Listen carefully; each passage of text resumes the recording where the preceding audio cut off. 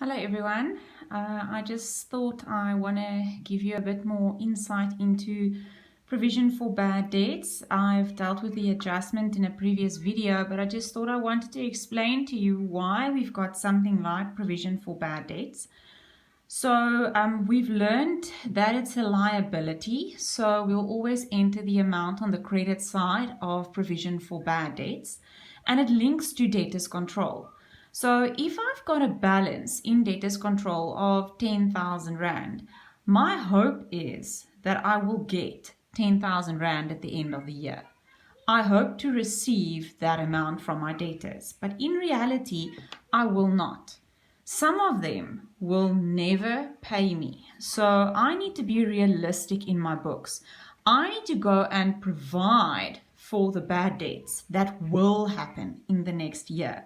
So normally you'll see in your textbooks it's either 3%, 4%, or 5% of my debtors balance. So 3% of the 10,000, which is 300 Rand, I will never see in my entire life. So I will then write it off. But before I write it off, I am saying in this account, this is the amount that I assume will never be collected.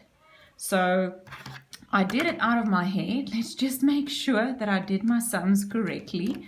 300 Rand. So if my adjustment says that provision for bad debts in my business is 3% of my debtors balance, then I am saying that 300 Rand of the 10,000 will never be collected. In the next year, I'm estimating that I'll write off 300 Rand.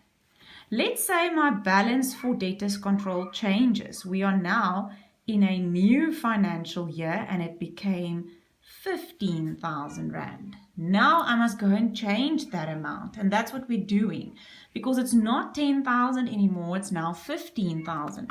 So 15,000 times 3% gives me an amount of 450. So that's where the adjustment account comes in. I must now go and add 150 because I need a new amount because the balance changed. So therefore, that amount will now be bigger. So then we call this, if you remember from the previous video, the 150 is then an expense provision for bad debts adjustment. If my balance were to change again in the next financial year and my total balance is 8,000, then I'm going to take the 8,000 multiply with 3%, then I get an amount of 240. So in this year, the 8,000, that's my total debt. From my total debt, I assume that 240 will be written off during the year. I need to provide for at least some amount to be written off. I'm providing 3%. So now I must decrease the amount with 210 Rand. It's not 450 anymore.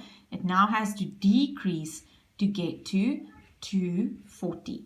And this decrease is then an income. When I decrease my liability, it's an income. And when I increase my liability, it's an expense.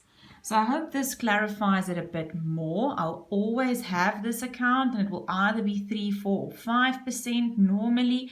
And you'll always have to use the balance in debtors control to work out what amount we assume will be written off in the next financial year.